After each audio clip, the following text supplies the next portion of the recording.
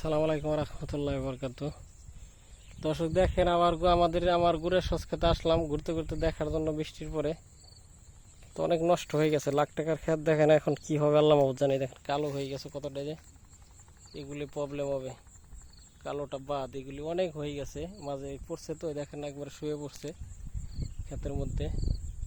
আল্লাহ পাক দিছিল অনেক ভালো, বৃষ্টিতে ভাগ্যটা হয়ে গেল অনেক খারাপ। কিছু করার নাই, আল্লাহ পাক যেটা করে ওইটাই মানিয়ে নিতে হবে। কিন্তু এটা অনেক দামি জিনিস, এক মন এর দাম 14-15 হাজার টাকা।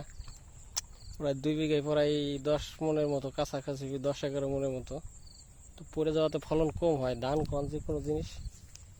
আগে হয়তো 10-11-12 মন হয়তো, এখন যে কী হবে আল্লাহ মাহবুব জানি। দেখেন কি পরিস্থিতি, ডেঞ্জারাস। দর্শক চ্যানেলটা সাবস্ক্রাইব করে দিবেন ইনশাল্লাহ, বেল বাটন বাজিয়ে দিবেন, ফলো দিবেন। ভালো থাকেন, ওকে, আল্লাহ হাফেজ।